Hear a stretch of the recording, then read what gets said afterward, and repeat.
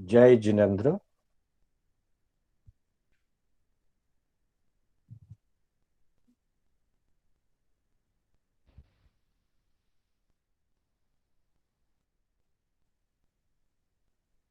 मोक्ष मार्गस्य नेतारम्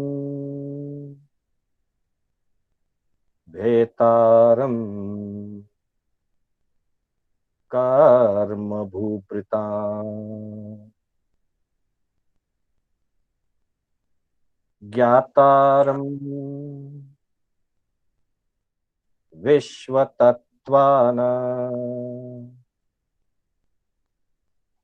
वन्दे तद्गुणलब्धये। वन्दे तद्गुणलब्धये।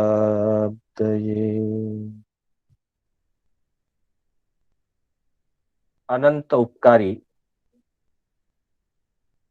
आस्था के आयाम, चरम तीर्थंकर श्रमण भगवान महावीर को वंदन। प्रभु की परंपरा में, प्रभु की आज्ञा में विचरण करने वाले परम उपकारी समस्त चारित्र आत्माओं का वंदन। आत्मबंधुओं, सुशील माताओं एवं बहनों, श्री कर्नाटक जैन स्वाध्याय संघ बैंगलोर के तत्वावधान में आयोजित इस तत्वार्थ सूत्र की कक्षा में मैं शांतिलाल बोहरा आप सभी का हार्दिक स्वागत एवं अभिनंदन करता हूं, आपका आभार व्यक्त करता हूं।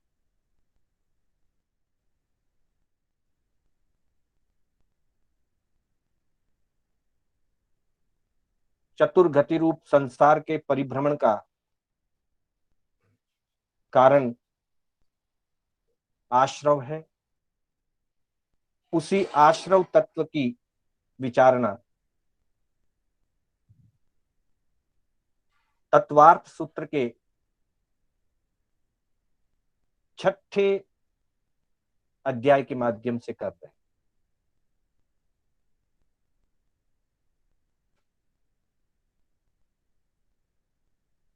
मूल रूप से योगों को आश्रव का कारण बताया। योगों के साथ कसायों के जुड़ने से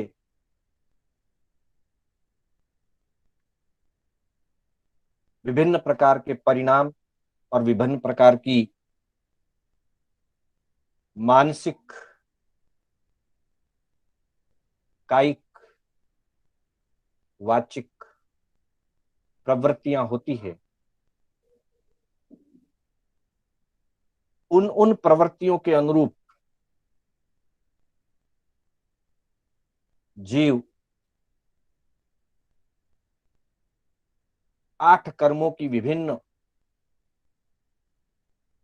प्रकृतियों का समय समय पर आश्रव करता है,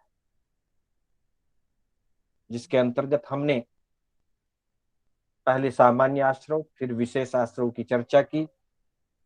विशेष आश्रव के अंतर्गत आज हम आयुष्य कर्म और नाम कर्म आदि की चर्चा करने जा रहे हैं। किन किन कारणों से कौन सा आयुष्य कर्म का आश्रव होता है और किन कारणों से शुभ नाम कर्म और अशुभ नाम कर्म का आश्रव होता है। आयुष्य कर्म के अंतर्गत नरक आयुष्य, तिर्यंच आयुष्य और मनुष्य आयुष्य की चर्चा हमने कल की कक्षा में की थी। उससे आगे बढ़ते हुए आज हम 19, 20, 21 और 22वें सूत्र के माध्यम से आज की चर्चा करेंगे। तो सबसे पहले पूर्ण मंगल भावों के साथ समस्त जगत का मंगल हो, सबका मंगल हो, सबके मंगल में अपना मंगल भी रहा हुआ है। सर्व मंगल की भावना से, पूर्ण श्रद्धा भाव से हम इन सूत्रों का उच्चारण करेंगे। 19वां सूत्र, निश्शील व्रतत्वं च सर्वेषां, निश्शील व्रतत्वं च सर्वेषां,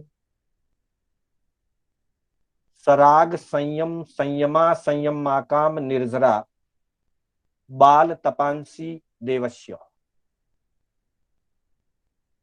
सराग संयम संयमा संयमाकाम निर्जरा बाल तपांसी देवस्य। देव आयु के आश्रव का कारण बताया। फिर आगे 21वें और 22वें सूत्र से क्रमशः अशुभ नाम कर्म और शुभ नाम कर्म का आश्रव किस प्रकार होता है उसकी चर्चा की गई। योग वक्रता विसंवादनम चा शुभस्य नामनः, योग वक्रता विसंवादनम चा शुभस्य नामनः, विपरीतम शुभस्य, विपरीतम शुभस्य। इन 4 सूत्रों की चर्चा का आज हम भाव रखते हैं। तो सबसे पहले 19वें सूत्र की हम व्याख्या देखेंगे। 19वें सूत्र में कहा गया है, निश्शील व्रतत्वं च सर्वेषां, निशील व्रतत्वं च सर्वेषां, अर्थात पूर्व के 3 सूत्रों में जहां बहु आरंभ और बहु परिग्रह को मुख्य रूप से नरक आयुष्य का आश्रव कहा, माया को तिर्यंच योनि का आश्रव बताया, और स्वभाव की सरलता मृदुता के साथ अल्प परिग्रह और अल्प आरंभ की स्थिति में मनुष्य आयु का आश्रव बताया। देव आयु का आश्रव बताने से पहले एक सूत्र विशेष रूप से दिया, निश्शील व्रतत्वं च सर्वेषां, अर्थात जिन जीवों के किसी भी प्रकार का व्रत चारित्र नियम यम आदि नहीं है, निश्शील, न उत्तर गुणों के पचखाण है, निर्व्रतत्वम, न ही मूल गुणों का कोई प्रत्याख्यान,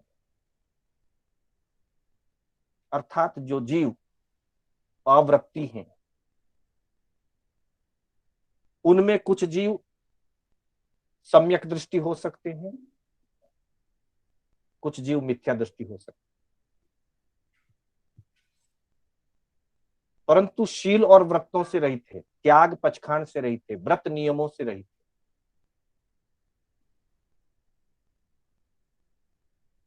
ऐसे जीवों को सर्वेषां, सभी प्रकार के आयुष्य का आश्रव हो सकता है।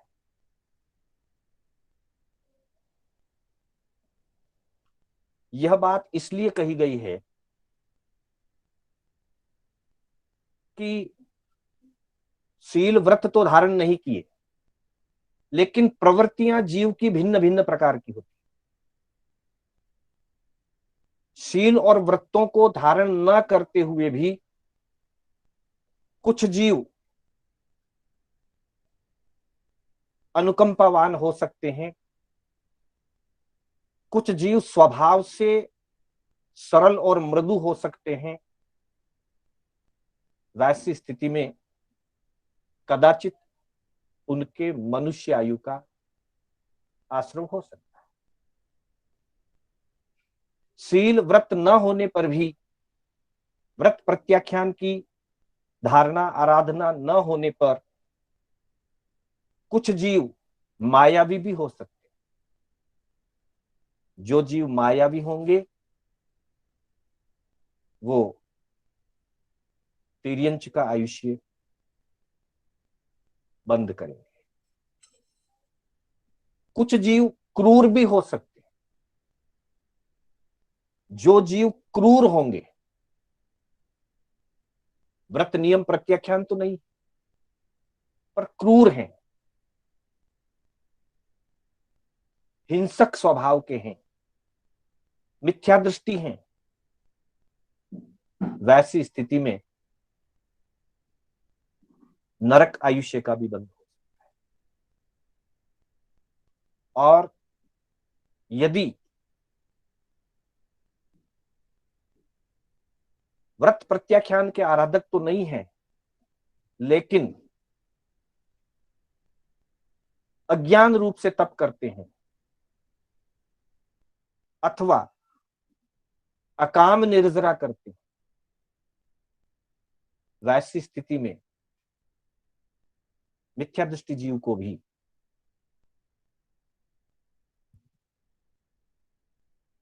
देव आयुष्य का भी आश्रय हो सकता है।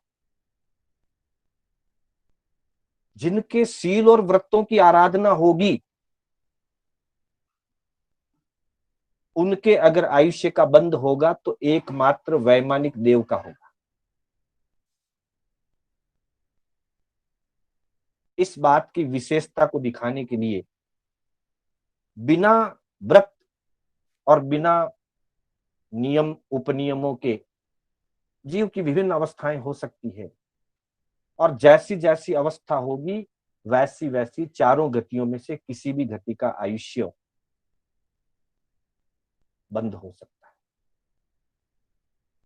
भगवती सूत्र के अंतर्गत पहले शतक के 8वें उद्देश्य के पहले ही सूत्र में यह चर्चा आई है। प्रभु के पास अंतेवासी शिष्य गौतम गणधर, गौतम स्वामी ने परीक्षा की कि भगवंत, जो जीव एकांत बाल हैं,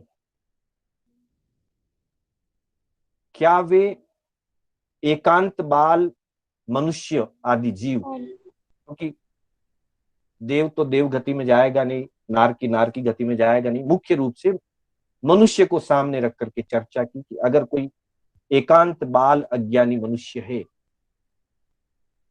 तो क्या वो नरक आयु बांध सकता है, क्या वो तिर्यंच आयु बांधता है, क्या वो मनुष्य का आयु बांधता है, क्या वो देव का आयु बांधता है,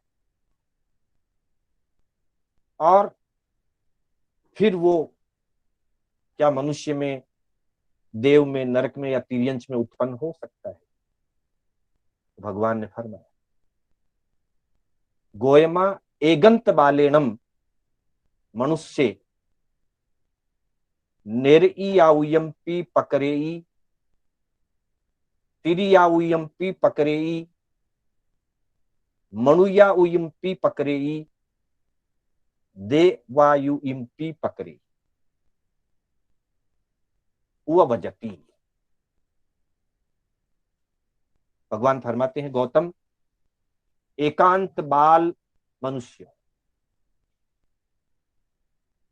एकांत बाल का अर्थ यही है कि ना तो उसके कोई व्रत पचखाण है और न वो सम्यक दृष्टि है, मिथ्या दृष्टि भी है और वृत्ति नहीं है।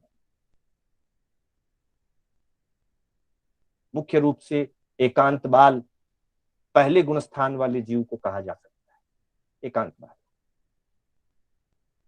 तो ऐसा मनुष्य गौतम स्वामी द्वारा परीक्षा करने पर भगवान ने फरमाया कि कदाचित वो नारकी का आयु भी बांध सकता है और नरक में भी उत्पन्न हो सकता है। कदाचित वैसा कोई मनुष्य तिर्यंच आयु को बांध करके तिर्यंच गति में भी उत्पन्न हो सकता है।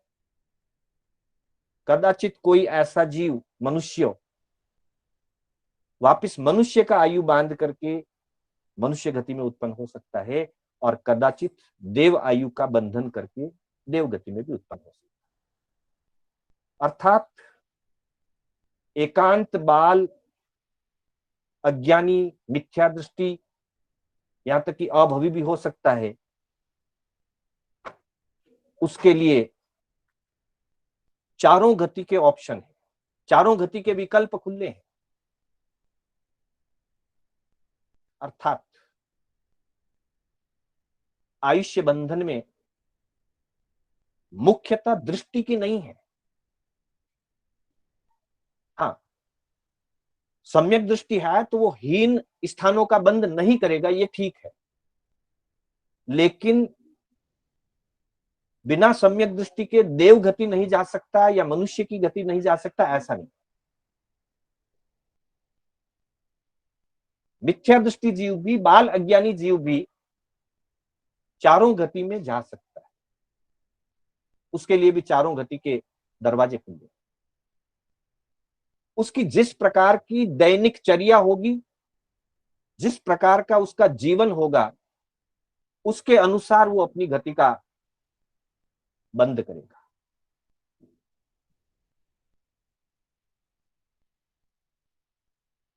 इसलिए यहां कहा गया है निशील व्रतत्वम च सर्वेशा, शील और व्रतों से रहित, व्रत प्रत्याख्यान से रहित सर्वेशा, सभी प्रकार की आयु का बंद कर सकता है। विशेष रूप में देखा जाए तो चार प्रकार हम मनुष्यों के देख सकते हैं निशील व्रतत्वम के संदर्भ में। इसका विशेष अर्थ देखते हुए हम चर्चा करते हैं कि निशील व्रतत्वम, ये तो एक मुख्य आधार है। शील और व्रतों की अपेक्षा धारण करने और न धारण करने की अपेक्षा से मनुष्यों के चार विभाग हो सकते। एकांत बाल, बाल, बाल पंडित, एकांत पंडित। पुनः ध्यान दें, अगले क्लिप में आप देख सकेंगे कुछ जीव एकांत बाल हो सकते हैं, कुछ जीव बाल है, कुछ जीव एकांत पंडित हैं और कुछ जीव बाल पंडित। तत्वार्थ में दो शील रहित और व्रत रहित, अर्थात उत्तर गुणों से रहित है, नियम प्रत्याख्यान से रहित है, अवृत्ति है। निर्व्रतत्व मूल गुणों से भी रहित है, अणुव्रत या महाव्रत नहीं है। अणुव्रतों और महाव्रतों से जो रहित है, अवृत्ति है, वो निर्व्रतत्व कहलाएगा, और जो उत्तर गुणों से रहित है वो निशील कहलाएगा। हाँ, यहां शील का अर्थ मात्र ब्रह्मचर्य ये नहीं है, व्रत नियमों से वो रहित है। व्यवहार में सदाचारी हो सकता है, बिना व्रतों के धारण किए भी हजारों लाखों लोग सदाचारी होते हैं, उस दृष्टि से निशील नहीं कहा गया। व्रत पचखांड धारण करने से विशेष प्रतिज्ञावान हो जाता है, विशेष रूप से मर्यादित और सुरक्षित हो जाता है, व्रती हो जाता है। दूसरी अपेक्षा से एकांत बाल, एकांत बाल उस जीव को कहा जाएगा जो मिथ्या दृष्टि है। मिथ्या दृष्टि रहने से कदाचित वो द्रव्य से कोई क्रिया का पालन करता भी है, तब भी वो क्रियावान नहीं गिना जाएगा, सचारित्री नहीं गिना जाएगा, वृत्ति या देशवृत्ति नहीं गिना जाएगा। द्रव्य से क्रिया पालन हो सकती है, द्रव्य से व्रत पचखांड ग्रहण कर सकता है, परंतु एकांत बाल मिथ्या दृष्टि की अपेक्षा। और ज्यादातर एकांत बाल में वही जीव होंगे जो दृष्टि से भी मिथ्या है और चारित्र से भी रहित है, फिर भी द्रव्य चारित्र का पालन वो कर सकते हैं। द्रव्य चारित्र के पालन के आधार से भी एकांत बाल 9वें ग्रैवेय तक जा सकते हैं। दीक्षा आदि लेकर के द्रव्य से चारित्र का पालन करते हुए निरतिचार पालन भी करते हैं द्रव्य से। एकांत बाल अर्थात नित्य दृष्टि। फिर कहा बाल, बाल का मतलब है अविरत सम्यक दृष्टि। चारित्र की अपेक्षा से जो बाल है, दृष्टि की अपेक्षा से बाल नहीं। सम्यक्त्वी होते हुए भी जिसने व्रत पचखाण नहीं ग्रहण किए हैं उनको भी बाल कहा जाता है, चारित्र और क्रिया की अपेक्षा। जब हम गुणस्थान स्वरूप में बाल और पंडित की चर्चा करते हैं तो वहां आता है कि पहला, दूसरा, तीसरा, चौथा गुणस्थान उनको अपंडित, बाल, अवृत्ति, असंयमी, तो वहां उनको बाल कहा है। चौथे गुणस्थान तक भी वो बाल गिना जाता है क्योंकि चारित्र का, व्रत पचखाण का धारण नहीं किया।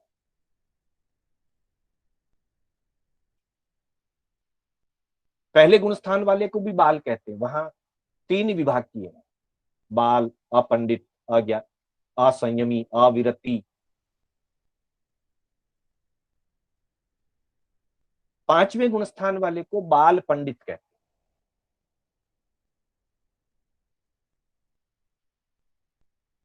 और छठे से लेकर के ऊपर के जितने भी गुणस्थान हैं उनको एकांत पंडित या पंडित कहा जाता है।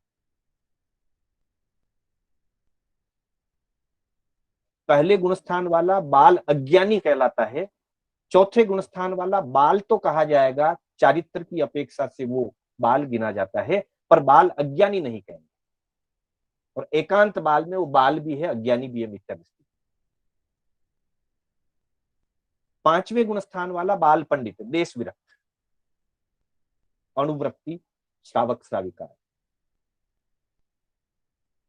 कुछ पापों का त्याग किया उस दृष्टि से पंडित है, बड़े पापों का त्याग किया, श्रावक के व्रतों को धारण किया, इसलिए पंडित है।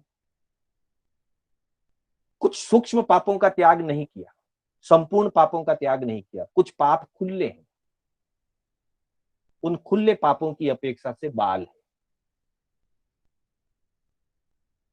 तो वहां 5वें गुणस्थान वाले को बाल पंडित कह करके, बाल पंडित, देश विरत, संयमा संयमी, वृत्तावृत्ति, और छठे गुणस्थान से लेकर सभी महावृत्ति साधु साध्वी को एकांत पंडित या पंडित कहा जाता है। पंडित, चारित्री, सर्ववीरती, सर्व संयमी, ये सारे मुनि के विशेषण है। तो इसी दृष्टि को ध्यान में रखते हुए जो निशील व्रतत्व है, क्योंकि जो बाल पंडित या एकांत पंडित है, एकांत पंडित या तो मोक्ष जाएंगे अथवा वैमानिक देव, बाल पंडित वैमानिक देव। 5वें गुणस्थान में रहते हुए आयुष्य पूरा होगा वैमानिक देव।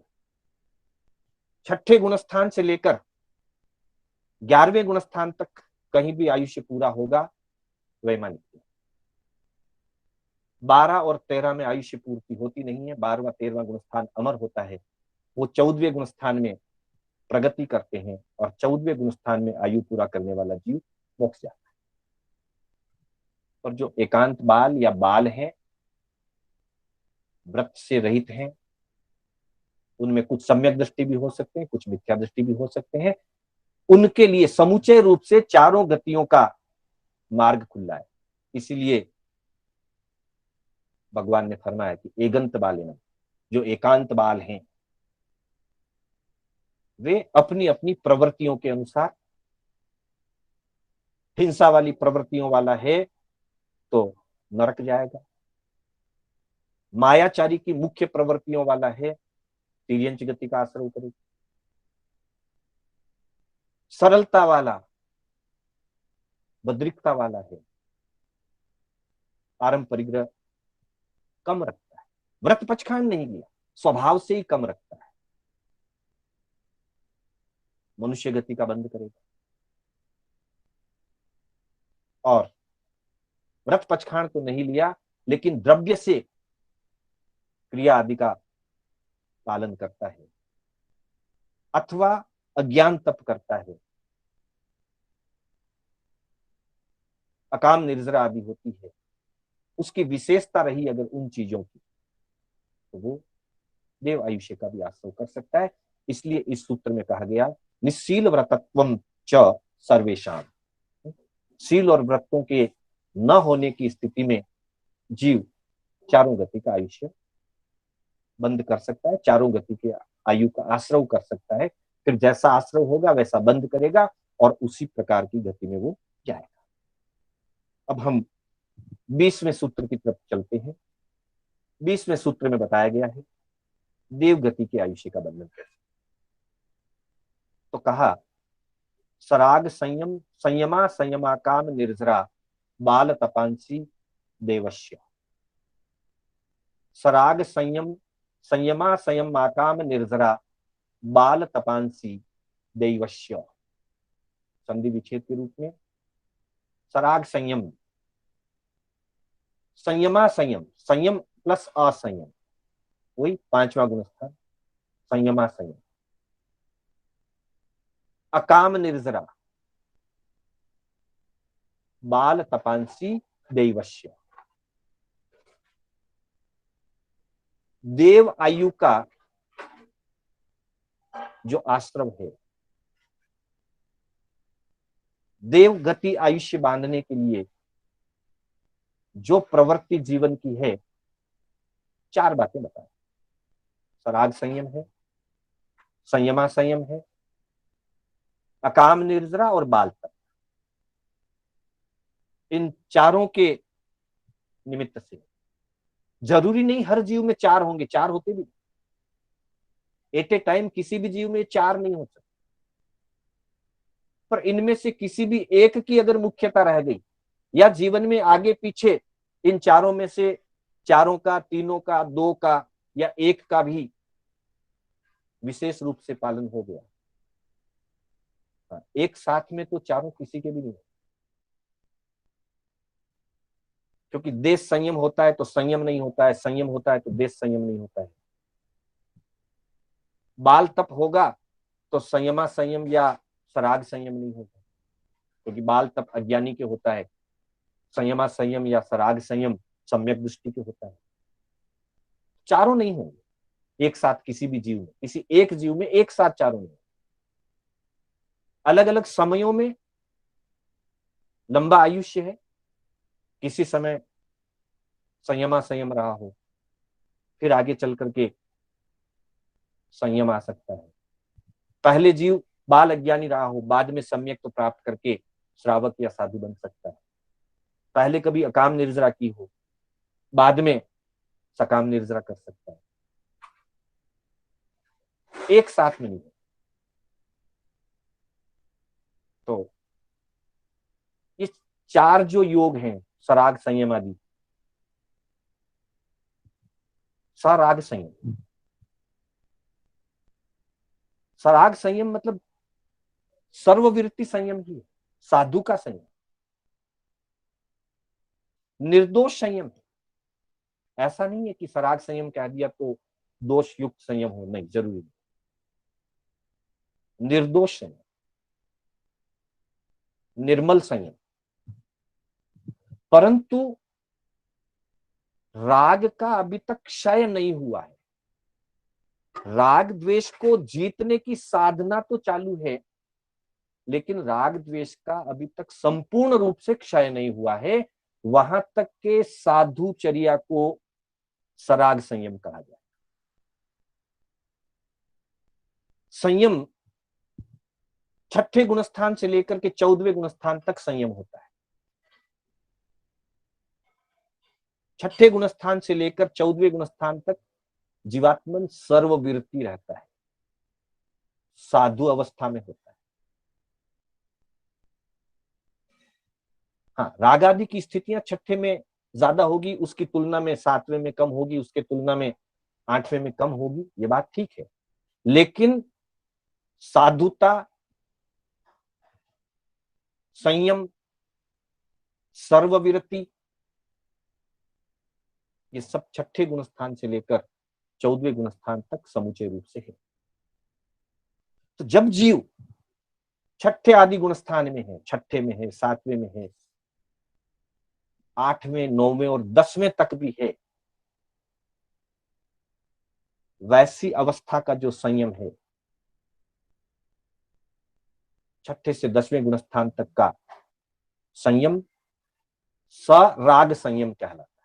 क्योंकि अभी तक राग का संपूर्ण क्षय या संपूर्ण उपशम नहीं हुआ है, हल्का हो गया, मंद मंद मंद, बहुत मंद होता जाएगा ऊपर। कल हमने चर्चा की थी, कषायों की तीव्रता से आगे बढ़ते बढ़ते मंदता होती जाती है, परंतु 10वें गुणस्थान में भी अत्यंत मंद ही सही, परंतु मोहनीय कर्म का, राग भाव का अत्यंत मंद अवस्था में भी उदय रहता है। इसलिए छठे गुणस्थान से लेकर 10वें गुणस्थान वर्ती साधक का जो संयम होता है वो सराग संयम कहलाता है। सराग संयमी जब आयुष्य का बंध करेगा तो देव आयु का बंध करेगा। हाँ, आयु का बंध मुख्य रूप से छठे गुणस्थान तक, कदाचित छठे में बंद करता हुआ 7वें को स्पर्श करे, इसलिए छठे और 7वें गुणस्थान तक देवायु का बंध माना गया है। साधु की अपेक्षा से छठे 7वें गुणस्थान में देवायु का बंध होता है। सामान्य अपेक्षा से पहले से लेकर 7वें तक आयुष्य का बंध होता है, तीसरे गुणस्थान में आयु का बंध नहीं होता।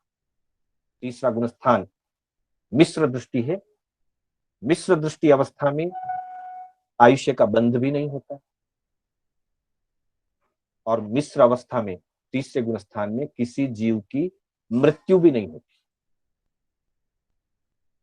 तीसरे से चौथे में जाकर या पहले में आकर या तो ऊपर चढ़ेगा जीव या तो नीचे पहले में आएगा, उसके बाद आयुष्य बंद करना है या मृत्यु होना है तो उसके बाद होगी। तीसरे गुणस्थान में रहते हुए न तो आगामी भव का आयुष्य बंद होता है और न ही वर्तमान भव का आयुष्य पूरा होता है, मतलब मृत्यु भी नहीं होगी, नया आयुष्य बंद भी नहीं। तीसरे गुणस्थान वर्तमान आयु की अपेक्षा से तीसरा गुणस्थान अमर है, और आगामी भव के आयुष्य की अपेक्षा से तीसरा गुणस्थान आयुष्य कर्म का अबंधक गुणस्थान है, वहां पर आयुष्य कर्म का बंध नहीं। तो सराग संयमी की दृष्टि से छठे 7वें गुणस्थान में रहा हुआ साधक आयुष्य बंद करता है तो वैमानिक देव का आयुष्य बंद करेगा, देवगति का आयुष्य बंद करेगा।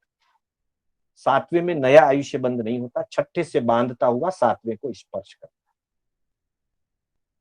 अगर छठे में बांधना शुरू नहीं किया और 7वें में चढ़ गया है तो वहां कोई आयुष्य का बंध नहीं होगा, और उसके बाद आगे 8वें, 9वें, 10वें में तो ऊपर तो आयुष्य का बंध होता है। तो सराग संयम छठे से 10वें गुणस्थान वर्ती साधक, 11वें, 12वें और 13वें, 14वें गुणस्थान वाले में, इन 4 गुणस्थानों में जो साधक साधनारत होते हैं या कृतकृत्य हो जाते हैं 13वें, 14वें में, वो संयम वीतराग संयम माना जाता है। इस अपेक्षा से, वीतराग की अपेक्षा से सराग संयम। बाकी तो संयम लेने वाले ने राग आदि बंधनों को तो तोड़ा है, स्थूल दृष्टि से तो राग आदि बंधनों को तोड़ दिया। अगर राग आदि बंधनों को न तोड़ा जाए तो संयम आ नहीं सकता, दीक्षा नहीं ली जा सकती। अतः स्थूल दृष्टि से राग आदि बंधन टूट चुके हैं, लेकिन सूक्ष्म दृष्टि से राग घटता घटता 10वें गुण स्थान तक रहता है। इसलिए छठे से लेकर 10वें गुण स्थान तक की जो अवस्था है जीव की, उसे सराग संयम कहते हैं, और उसके आगे 11वें से लेकर 14वें गुण स्थान तक की जो साधना काल है, उसे वीतराग संयम कहते हैं। दूसरे नंबर पे आता है संयमा संयम, जिसकी चर्चा हमने अभी थोड़ी पहले की थी, श्रावक धर्म। श्रावक धर्म या ग्रस्त धर्म जिसको कहा गया भगवान ने, श्रमणोपासक,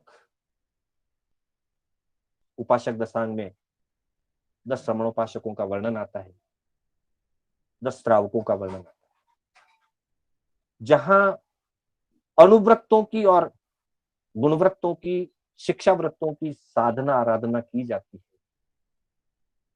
श्रावक के प्रतिमाओं का आराधन किया जाता है, अथवा अन्य व्रत पचखान,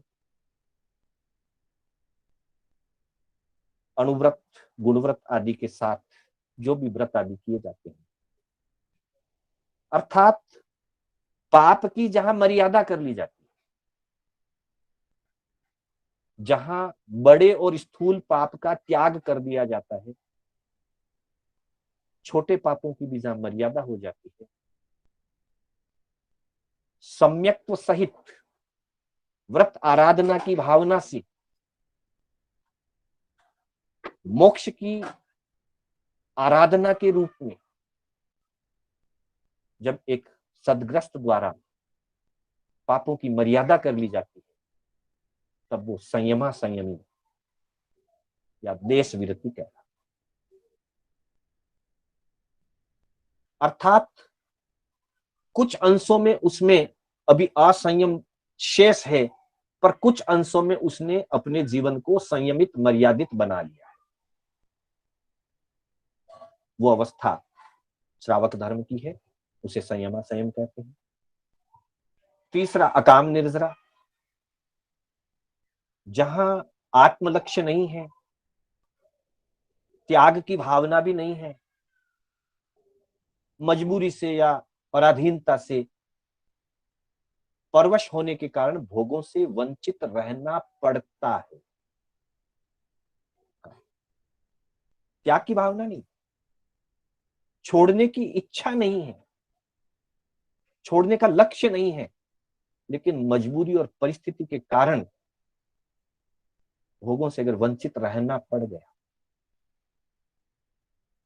वैसी स्थिति में भी निर्जरा तो होती, क्योंकि वो भोगों से अलग है,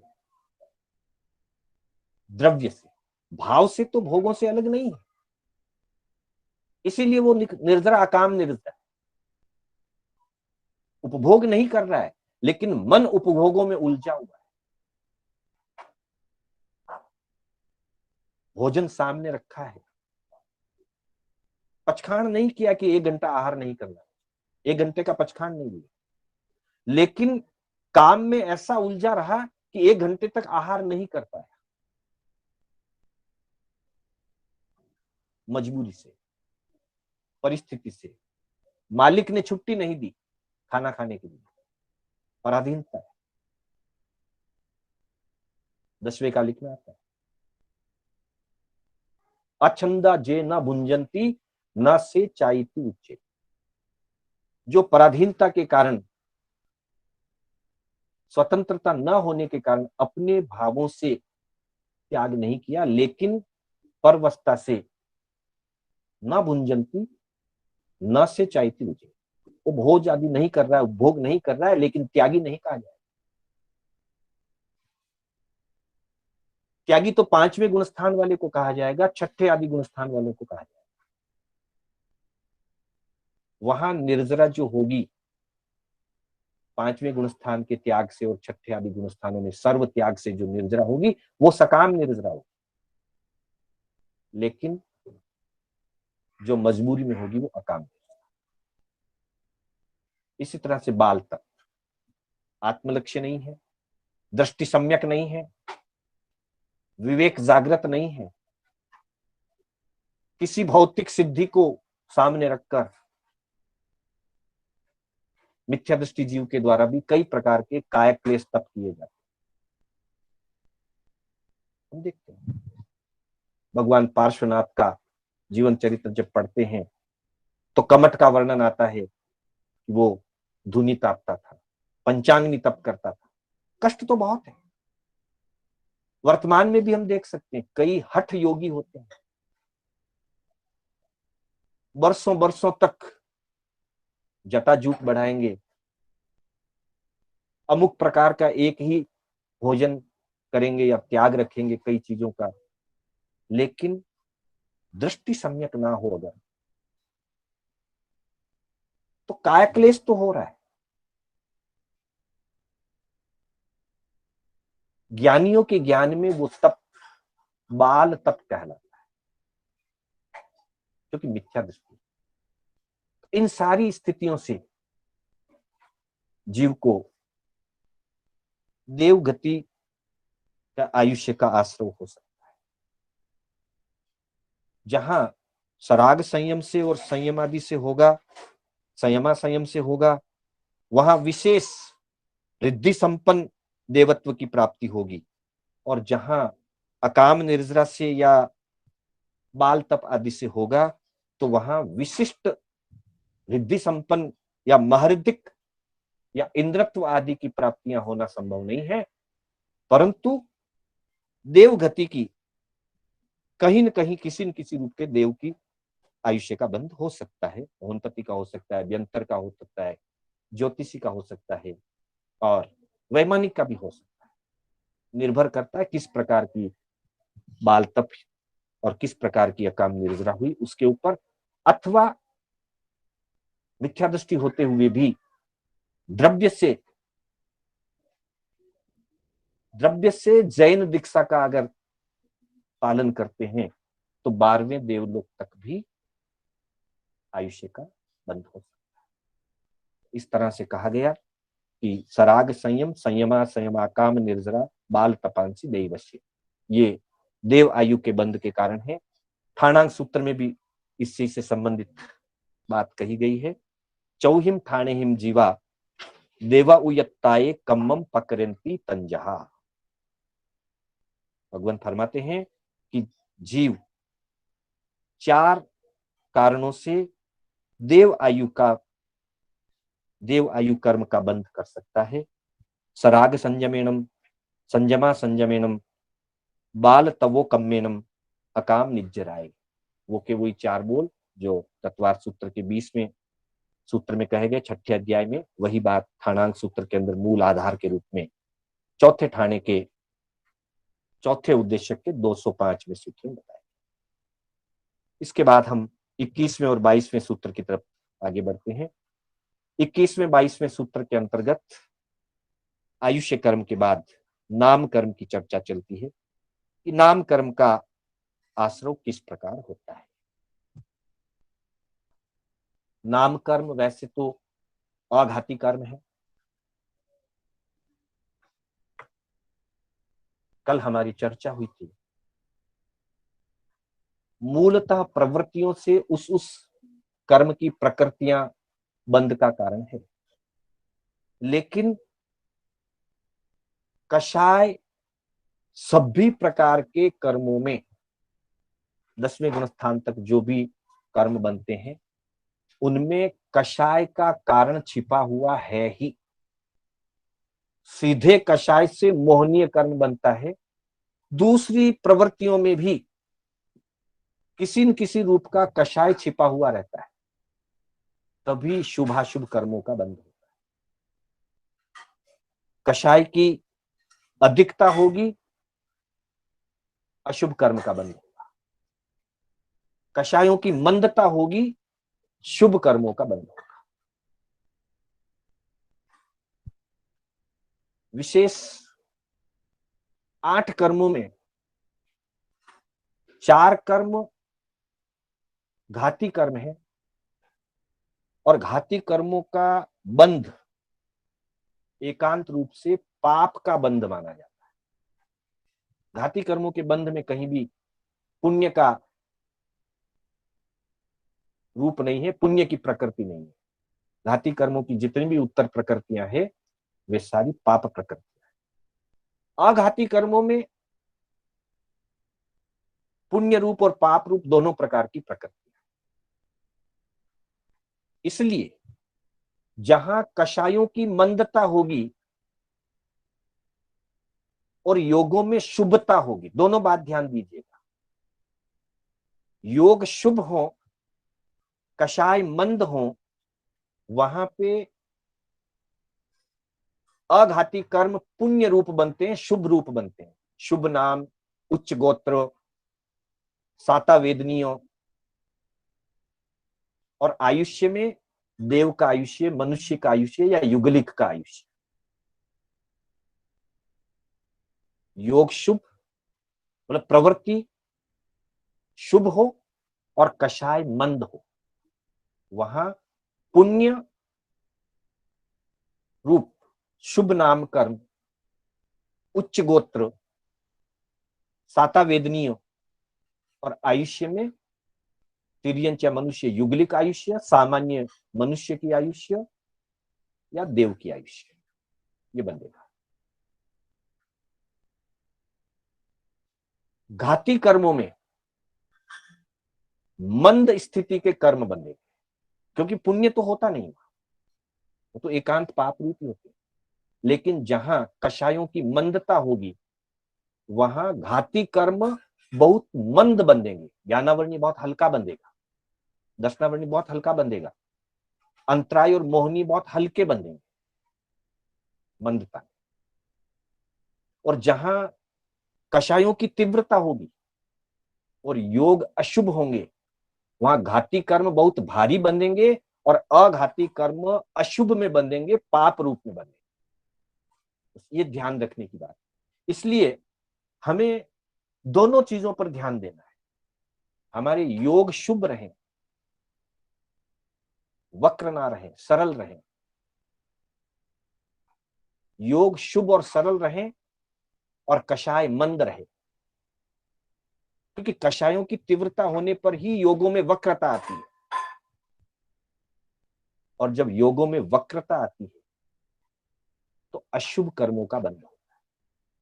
इसलिए 21वें सूत्र में फरमाया है, योग वक्रता विसंवादनम चा अशुभस्य नामनः। योग वक्रता विसंवादनम च, यानी कि ये दोनों चीजें, योगों की वक्रता और विसंवादन, इससे अशुभस्य नामनः, अशुभ नाम कर्म का आश्रय होता है। क्योंकि घाती कर्मों में शुभ अशुभ नहीं है, मंद या तीव्र बंद होता है।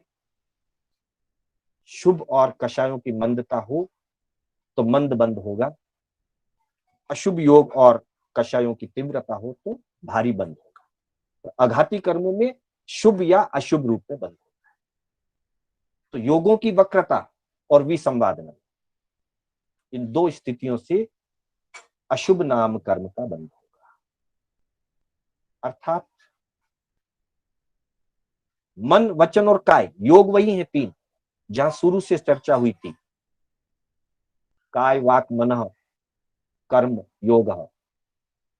काया की, वाणी की और मन की जो प्रवृत्ति है उसका नाम योग है, और वो योग शुरू में ही बता दिया था। शुभ पुण्यस्य अशुभ पापस्य, यहां अशुभ की बात आ रही। वक्रता है तो अशुभ है, सरल नहीं है, शुभ नहीं है। योगों की वक्रता, मन में कुछ और सोचना, वाणी से कुछ और बताना, और काया से कुछ और क्रिया करना। मतलब मन में, वचन में और काया में सब जगह वक्रता है, टेढ़ापन है। सोचेंगे तो टेढ़ा सोचेंगे, बोलेंगे तो व्यंग्यात्मक बोलेंगे, टेढ़ा बोलेंगे, कपट युक्त बोलेंगे। कुछ कार्य करेंगे तो तड़कते भड़कते हुए करेंगे, ऊपर से दिखाएंगे कुछ और, करेंगे कुछ और। ये सारी मन वचन काया की योगों की वक्रता है। इसमें माया कषाय तो काम करेगा, अंतर में माया कषाय काम करेगा, पर मुख्यतः बाहर के योगों की वक्रता है। माया कषाय के कारण मोहनीय कर्म बंधेगा, माया मोहनीय कर्म बनता रहेगा, पर साथ में जो योगों की वक्रता है उसके कारण से अशुभ नाम कर्म भी बनते, और वैसे भी 7 कर्म तो साथ साथ बनते ही रहते। विसंवाद, अनावश्यक रूप से कलह उत्पन्न करना, अनावश्यक रूप से विवाद पैदा करना, अनावश्यक रूप से अच्छी तरह से प्रेम पूर्वक रहने वाले लोगों के बीच में क्लेश उत्पन्न करवाना, झगड़ा करवा देना, फूट डलवा देना, मित्रों में फूट डलवा देना, परिवार में फूट डलवा देना, संघ या शासन में फूट डलवा देना, और फूट डलवा करके मजे लूटना। पहले तो गलत काम करें और फिर उसमें अपने आप की होशियारी प्रकट करें, मन में सोचे कि मैंने बहुत अच्छा। ऐसी जो विकृतियां हैं, उन विकृतियों के कारण अशुभ नाम कर्म का बंध होगा। योगों की वक्रता और व्यवहार और स्वभाव की वक्रता, लड़ाना, झगड़ाना, फूट डालना, कलह पैदा करवाना, ये व्यवहार और स्वभाव की वक्रता है,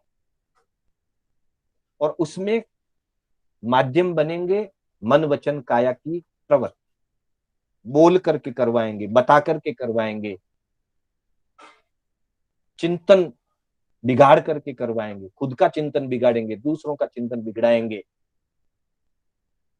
ऐसी स्थिति में जीव को अशुभ नाम कर्म का बंध होता है। भगवती सूत्र में फरमाया है, अशुभ नाम कम्मा शरीर इच्छा, अशुभ नाम कार्मण शरीर।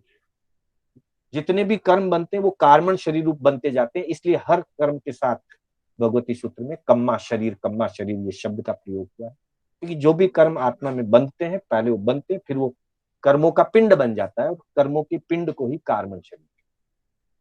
तो वहां उसकी पूछा की गई अशुभ नाम कर्म। भगवान ने फरमाया, गोयमा काय अनुज्जुये। एक तो होती है रिजुता, रिजुता का मतलब होता है सरलता, और एक अनरिजुता मतलब सरलता नहीं है तो वक्रता। काया की अनुज्जुये, काया की वक्रता, भाव अनुज्जुये, भावों की वक्रता, काया की वक्रता, भावों की मतलब मन की वक्रता, मन योग की वक्रता, और भाष अनुज्जुये, भाष यानी भाषा, वचन, वचन की रिजुता न होना, काया की रिजुता न होना, अनरिजुता, काया की सरलता ना होना, भाषा में सरलता ना होना, भावों में सरलता ना होना, इसलिए काय, भाव और भास तीनों की अनरिजुता यानी कि वक्रता से, और साथ ही विसंवायणा जोगिणम, विसंवाद योगों से, कलह उत्पन्न कराने से, विवाद पैदा करने से, विवाद प्रकट करने से, फूट डलवाने से, ऐसे अशुभ कार्यों से, अशुभ प्रवृत्तियों से, मन वचन काया में अशुभ परिणामों से जीव अशुभ नाम कर्म का बंध करता है। जैसे परिणाम, जैसी प्रवृत्ति, वैसा ही कर्मों का बंध होगा। फिर आगे चल करके कहा 22वें सूत्र में, अशुभ नाम कर्म से विपरीत शुभ नाम कर्म, विपरीतम शुभस्य। अगर इसके विपरीत 21वें सूत्र में जो बताया गया है उसके विपरीत अगर रहेंगे, यानी कि योगों की वक्रता की जगह योगों की सरलता, मन में सरलता, वाणी में सरलता, जो बोला सरल भाव से बोल दिया, ऐसा नहीं बोले कि हम अगला फंस भी जाए, पता भी नहीं चले क्या कहा, और अगला उलझ जाए और हम साफ रह जाए। अवसर आने पर वो कहे भाई आपने नहीं, मेरे कहने का ये भाव नहीं था, आप समझे। भाव नहीं था तो स्पष्ट करके सरलता से हाँ, कभी हमारी बात सरल है, अगला नहीं समझ पाया, वो एक बात अलग, पर हमने रखा ही वो भाव कि अगला समझ ही ना पाए, वैसी वक्रता वाली वाणी ना हो। सरलता पूर्वक बताए, सरलता पूर्वक बोले, जो कहना है सरलता से कहें। अतः मन वचन और काया के योगों की सरलता वक्रता से विपरीत, विपरीतम सुबच्य, वक्रता से विपरीत सरलता। मन की सरलता, वचन की सरलता, काया की सरलता जो है सहजता से, सरलता से, बिना मायाचारी के साफ प्रकट किया जाए, सुव्यवस्थित प्रकट किया जाए, और विसंवादन ना रखा जाए। अविसंवादन, विसंवादन नहीं हो, कलह नहीं कराएं, प्रेम बढ़ाएं। आपस में किसी के कलह है तो उसको खत्म करा के क्षमा का भाव जगाएं। कहीं शत्रुता है तो मित्रता पैदा करें, हो सके प्रयास करें, नहीं हो सके तो कम से कम शत्रुता नहीं बढ़ाएं, किसी खुद ना बढ़ाएं, किसी दूसरों में ना बढ़ाएं। इसलिए कहा शुभ नाम कम्मा शरीर पुच्छा, शुभ नाम कर्म के लिए परीक्षा की गई। प्रभु फरमाते हैं गोयमा काय उज्जुये आए, काया की सरलता, भाव उज्जुये आए, भावों की सरलता, भाष उज्जुये आए, भाषा की, वाणी की सरलता, और अविसंवादना जोगेनम, अविसंवादन, किसी में भी फूट नहीं डालेंगे, कहीं पर भी कलह को पैदा नहीं करेंगे। कई बार हम शांत पड़े झगड़े को फिर से भड़का देते हैं, सिर्फ हमने एक बात छोड़ दी, मैंने तो सुना था वो ऐसे कह रहा था, क्या जरूरत, पूरी जानकारी नहीं, और जानकारी भी हो तब भी कलह को भड़काने वाला कार्य ना करें। भड़कते हुए कलह को शांत करवाने में सहयोगी बने, अगर बनना है तो।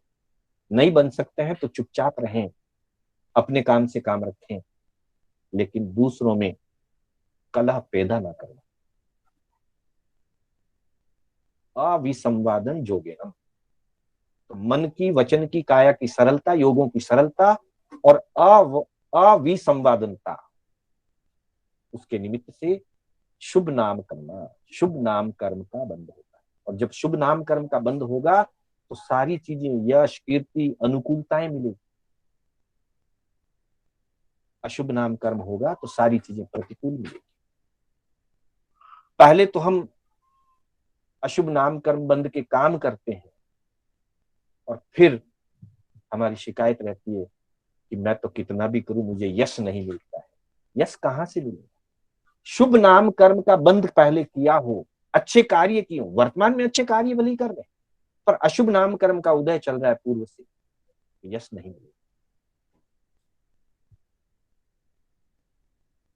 आज भी अच्छा करें, पहले कोई गलत हो गया है तो उसकी आलोचना करें, आलोचना करके अशुभ से शुभ में आने का प्रयास करें, और वर्तमान में मन वचन काया के योगों को सरल बनाए रखें और विसंवादन की स्थिति ना बनाए, सहज रहें स्वयं भी और दूसरों को सहजता से जीने में सहयोगी बने, प्रेम पूर्वक शांति पूर्वक जीने में सहयोगी बने। नहीं बन सकते हैं तो शांति रखें, पर अशांति पैदा करने वाले कार्य ना करें, फूट डालने वाले, संग तोड़ने वाले, परिवार को तोड़ने वाले, संबंधों को दूसरों के लिए बिगड़ने वाले ऐसे कार्यों से दूर रहें तो शुभ नाम कर्म का बंध होता है। तो इस प्रकार से आज हमने निश्चल व्रतत्व से सभी प्रकार की आयुष्य बंध का प्रसंग देखा, विशेष सराग संयम आदि योग से देवगति आयुष्य का बंध, फिर योगों की सरलता और योगों की वक्रता से शुभ नाम कर्म और अशुभ नाम कर्म के बंध की आश्रव की चर्चा हमने की 22वें सूत्र तक। पुनः मैं श्री कर्नाटक जैन स्वाध्याय संघ के द्वारा आप सभी का हार्दिक आभार व्यक्त करता हूं। और मेरे द्वारा बोलने में कहीं कोई स्खलना हुई हो अथवा जिनाज्ञा विपरीत कोई कथन हुआ हो तो उसके लिए बारंबार आप सभी की साक्षी से क्षमा